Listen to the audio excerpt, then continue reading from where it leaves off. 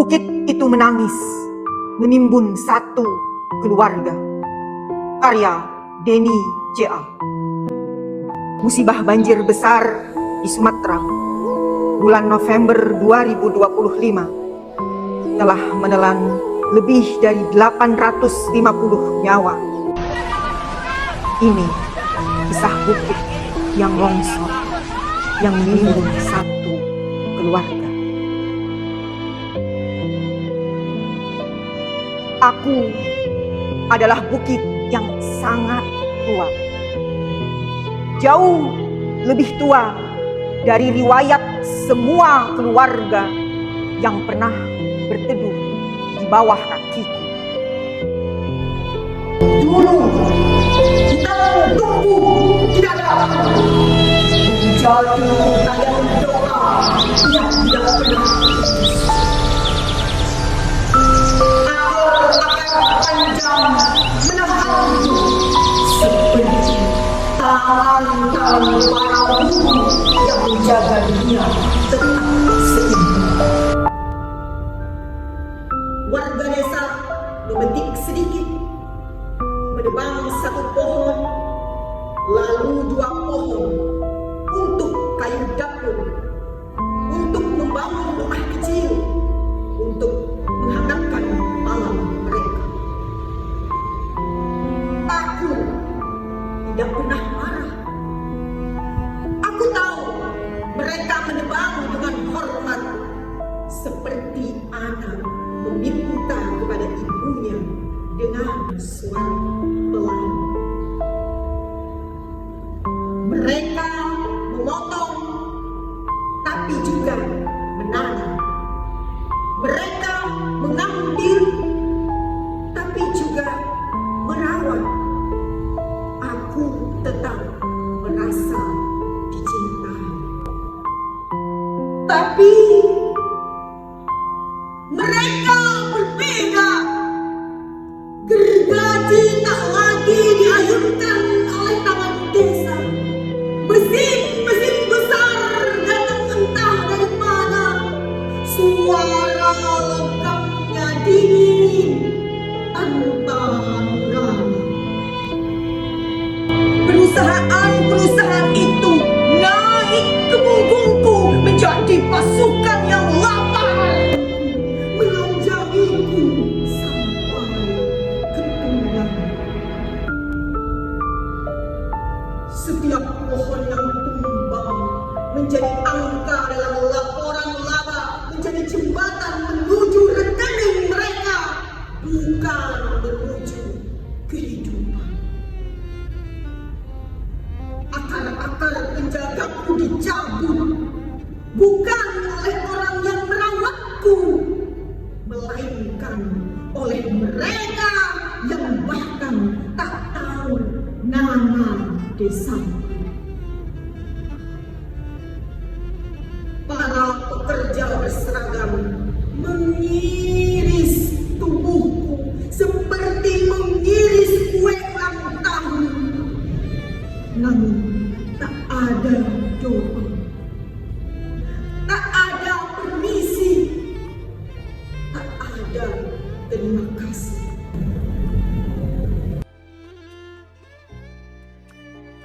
Mereka datang untuk menumpuk uang, bukan untuk menumbuhkan hutan.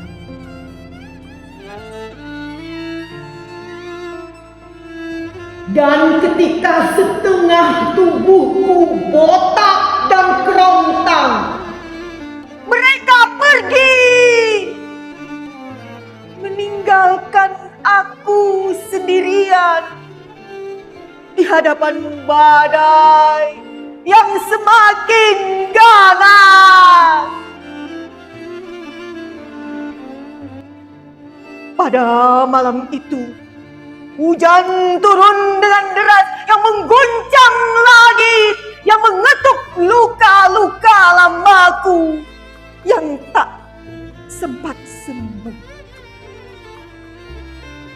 Tanahku bergerak pelan, aku sudah ringkih, seperti orang tua yang tak lagi pasti mana kaki yang kuat untuk berdiri. Aku mencari akar-akar yang dulu memelukku. Tak ada. Aku mencari pohon-pohon yang dulu menahan bahuku. Tak ada. Aku mencari suara burung yang dulu mengingatkanku pada kehidupan.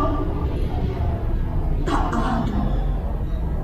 Yang tersisa hanya ruang kosong, luka industri yang baunya membuat bumi sendiri gelap.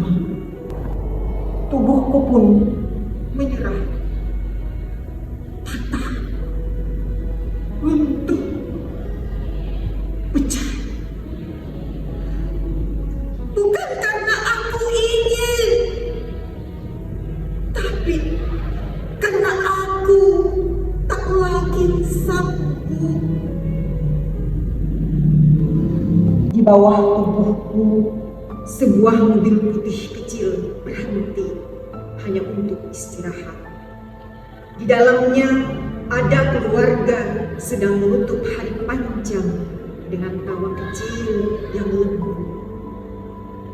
Gadis itu sempat memungut daun berbentuk hati dari pohon terakhir yang masih tersisa. Aku melihatnya. Aku merasakan kehangatan kecil itu, seperti kenangan yang hampir punah. Aku ingin melindungi mereka, seperti dulu aku melindungi desa-desa kecil yang tumbuh bersama akar-akar hatiku.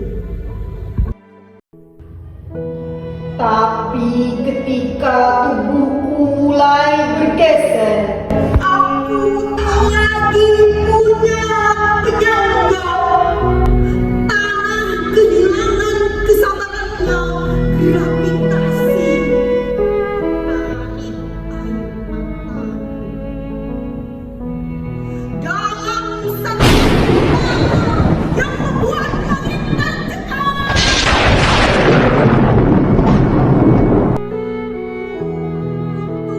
Mereka dengan rasa bersalah yang tak terjaga. Kembali sunyi. Dan aku, bukit tua yang dahulu ramah, jadi kurang tanpa sengaja. Ketika aku runtuh, kampung-kampung kecil itu hancur. Sungai meluap membawa amarah yang lama disembunyikan. Jembatan patah karena janji yang tak pernah ditepati. Rumah-rumah terbalik menjadi hidup yang dikodok oleh tangan raksasa. Orang-orang hujan terlalu deras, tanah tak kuat. Ini musibah. Tidak, ini bukan musibah. Ini cermin raksasa. Bukan hanya hujan yang turun malam itu, tetapi kontrak-kontrak bisnis yang dulu ditandatangani tergesa jatuh satu persatu dari langit sebagai batu dan bata mati.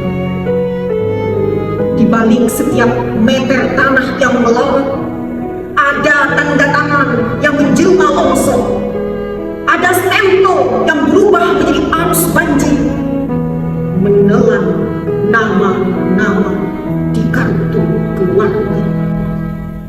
Kini aku terbalik, separuh hilang, separuh menjadi kubur. Namun yang paling hilang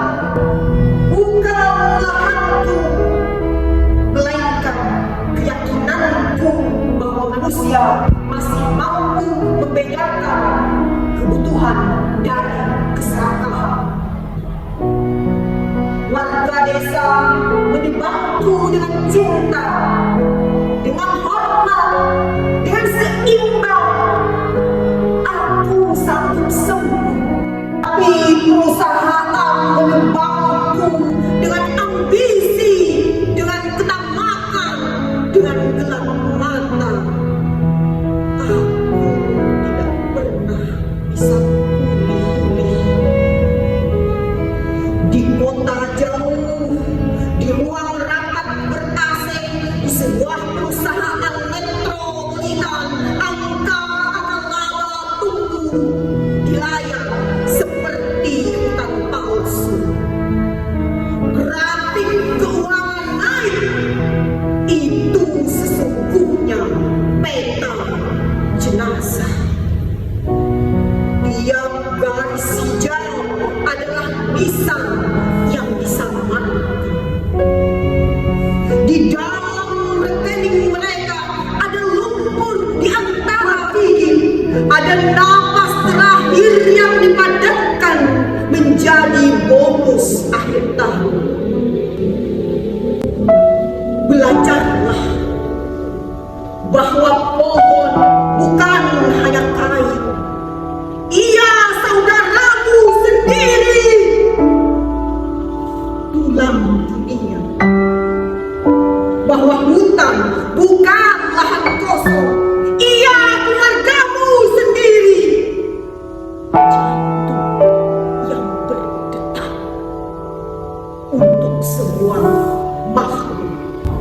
Jika manusia tak belajar, peta dunia pelan-pelan akan berubah warna. Hijau menjadi daftar duka, coklat menjadi arsip jenazah yang tak sempat dimakamkan. Di langit, awan akan menyalin diri menjadi fotokopi surat